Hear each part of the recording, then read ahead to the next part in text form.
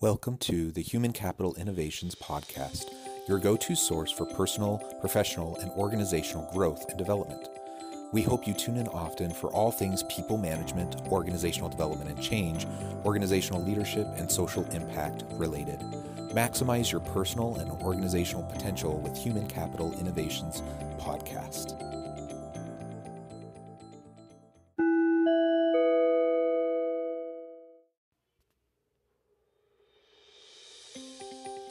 Welcome to the Human Capital Innovations Podcast. In this HBR Minute HCI podcast episode, I explore the recent HBR video, Stopping Yourself from Acting on Bad Impulses.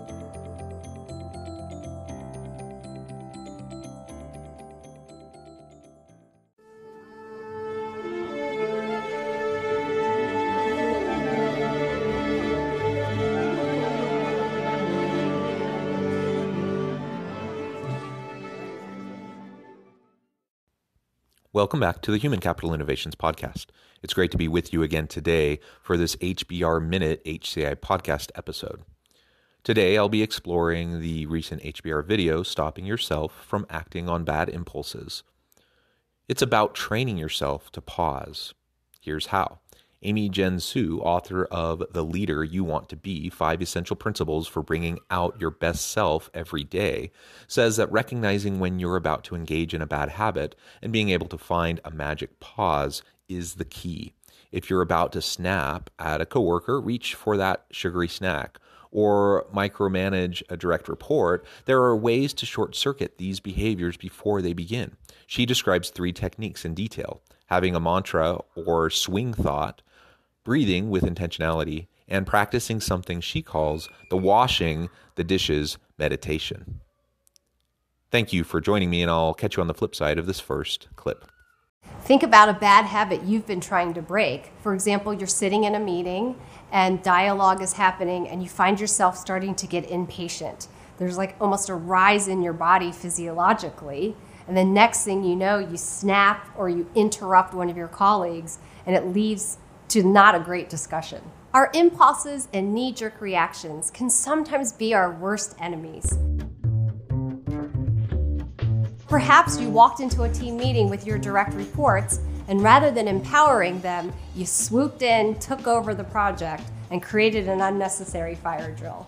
And so how do we deal with those moments? If you can find that magic pause right in between that moment of stimulus or that physiological surge or that uncomfortable emotion, then you've got a better chance at saying, what's the choice that allows me to be authentic, constructive, and effective? Finding the magic pause to be authentic, constructive, and effective. I think that's what we all want in the workplace, and as organizational leaders, that's what we want from our people. And so when we're trying to figure out how we can be more effective, she provides some really great tips on how we might go about doing that, but it also applies to leading our people, both modeling for them how they can be most effective, but also coaching them and mentoring them and helping to provide feedback to them so that when your people have their moments of frustration or snap reaction to something that happens, that they'll be able to also learn from that experience, learn from these tips that she's sharing, and be more constructive, authentic, and effective as they move forward. So what you'll hear in the next few clips are 3 different specific tips to find that magic pause to be able to respond more effectively. The first is what I call a mantra or swing thought.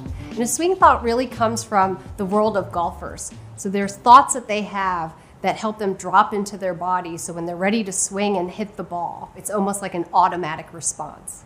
It's like a mantra, which then brings mind and body together. Selecting a mantra or a word where you've associated it with a certain body stance or body posture or a set of physical sensations is how it really works together. For example, I have a goofy one that's called Rabbit that I picked up from a child's book called The Rabbit Listened. So now when I find myself feeling impatient in a meeting with a colleague, I simply say to myself the word rabbit, and my body cues to calm down, listen, and get present. I really like this idea of having a mantra that can connect body and mind together. So you can literally say to yourself in that moment where you start to feel the physiological rise in anxiousness as you might respond to a particular difficult situation, and you can quiet yourself through the use of this mantra or swing thought to kind of reset and move back into kind of more of an automated approach to dealing with the challenge. This is something that I find myself doing. I have a handful of what I would call mantras, according to her definition, of how I approach those really difficult times. And by no means am I always effective in doing this. I'm not perfect by any means. But when I can remember to do it, the use of the mantra helps me to reconnect my mind and body and to take a more proactive approach to how I'm going to respond to a difficult or challenging situation. So it's something I definitely try to do, and I've found good benefits from it. There's nothing like the breath to reduce anxiety. And so one of my favorite techniques comes from a Western MD called Dr. Andrew Weil, and he has this technique called the 4-7-8 breathing technique. And so even as you're walking to a presentation you might be nervous about, or perhaps a time when you know you can feel that you might be reactive in a difficult conversation, as you're walking down the hall, you simply pause, inhale for a count of 4, hold that breath for 7, and then exhale for 8. And by the time you've walked in the door, you're in a much less reactive state. Deep breathing and anxiety just do not go together. So another one of these magical pause techniques is very simple, and it's just a matter of breathing. The beauty of this one is that you literally can do it anywhere, and you can do it with just a little bit of notice. So even if you only have 5, 10 seconds, 30 seconds, you can take deep breaths, you can calm yourself, and your mind can connect with your body, you can become in tune, and that heightened anxiety and the stress and the emotion around the particular event can dissipate. And you can find your confident calm, and you can move forward in a more productive manner. This is something I definitely have found to be useful throughout my life, starting even as a teenager. When I first learned this technique, I was a performer. I performed in musical theater. I performed in choirs, both at school and at church. And I performed in a smaller jazz choir, and we had lots of performances. So this small group, we would prepare for performances by doing visualization and breathing techniques. This would be to calm our nerves and to get our heads in the right space so that we could go out and perform at peak levels. And I know athletes who use similar techniques and presenters that use similar techniques in a variety of different arenas. So I think, again, this is something that's very simple and straightforward and very, very effective.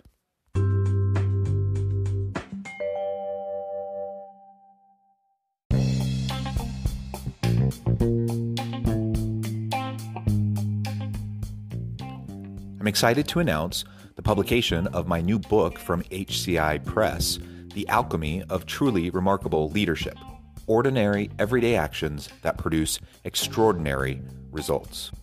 Consider how the nature of work has shifted over the past 50 years. With increased globalization, rapid technological advancement, and the shift in economic composition, the average job of today looks very different than the average job of 50 years ago. What will the jobs and organizations of tomorrow look like? Moreover, what does this all mean for organizational leaders?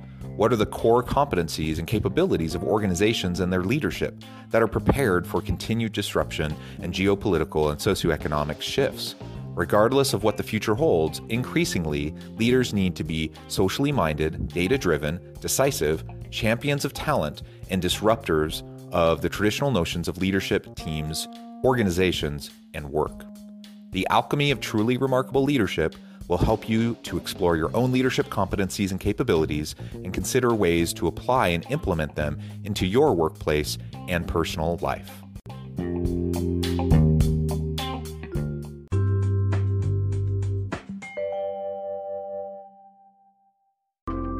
technique that you can use is what I call the washing the dishes meditation. When I wash the dishes now, I simply try to wash the dishes. It sounds simple enough, but in fact, think about the last time you washed dishes. Was your mind wandering? Perhaps you're thinking about the email you need to do. Perhaps you're already thinking about your next day and your to-do list. And so the practice is to come back to the dish over and over again and feel the hot water, feel the plate, feel yourself washing the dishes. How do you come back to the dish, come back to the water, and get present and be in your physical body so that you can pay attention? Now translate this the next day when you go to the workplace and you're in a meeting and you find your mind getting distracted, you find yourself wanting to check your cell phone. Instead now, think of it like washing the dishes and you get very present to your colleagues and the conversation at hand. The washing the dishes technique is just another way of framing mindfulness. And I think people can find themselves getting into the zone in a lot of different ways. So for her, it's washing the dishes. She just washes the dishes and she just starts to focus on that, and it kind of calms her mind and she's just focused on the present. We can do the same thing by a lot of different actions. I find myself getting into that kind of a zone when I'm walking my dogs around the park by my house. And whatever it is, finding those opportunities to have mindful moments and to meditate can be very, very valuable. And just like with breathing, just like with your mantra, this doesn't need to take a whole lot of time. And studies have shown that even 5 minutes of uninterrupted mindfulness practice and meditation a day can make a huge difference in terms of reducing anxiety and stress and helping you be more equipped and more emotionally agile to responding to the hard things that you face each and every day. So I think absolutely we should practice mindfulness. Absolutely we should look for opportunities to get into a meditative state. And whatever that looks like for you. If you're religious, that might be prayer. That might be exercise. You go out for a run or you go to the gym or walking your dog or whatever the case may be. Find what works for you and then do that consistently. So these 3 tips are really about ways to bring mind and matter together and to find that magic pause. When stimulus comes in, I'm going to find a way to pause and think about what's the most authentic, constructive, or productive response versus falling into our bad habits or our knee-jerk reactions.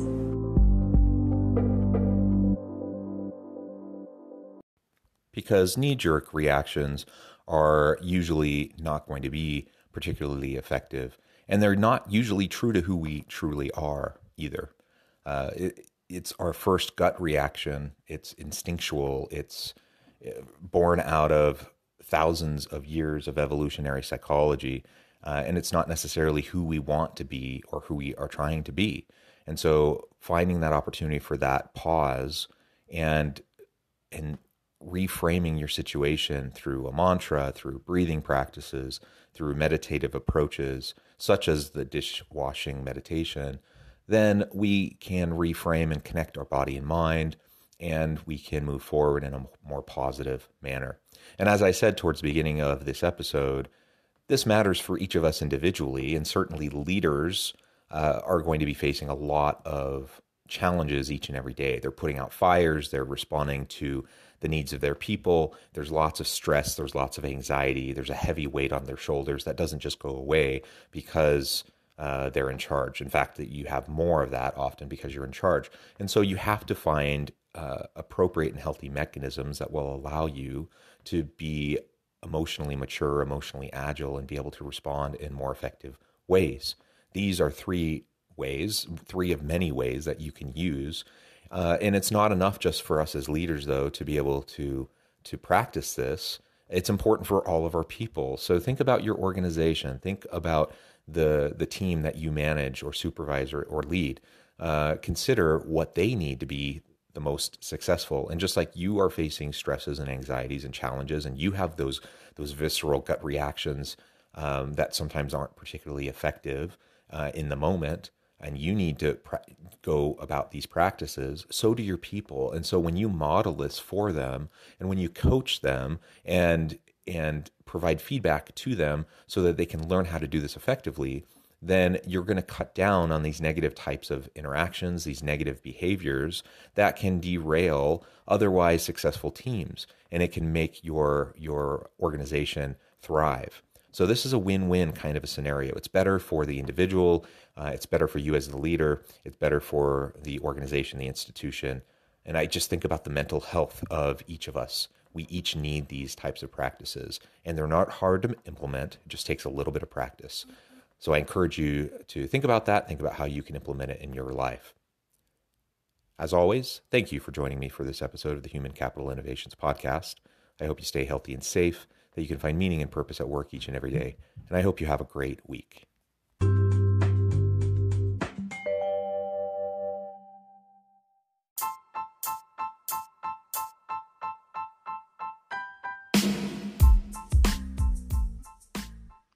We are excited about the launch of HCI's new magazine, Human Capital Leadership. Human Capital Leadership is a free, interactive e-magazine designed to help individuals, leaders, and organizations find innovative approaches to maximize their human capital potential. We will be publishing issues quarterly in August, November, February, and May. Check out the first issue and let us know what you think.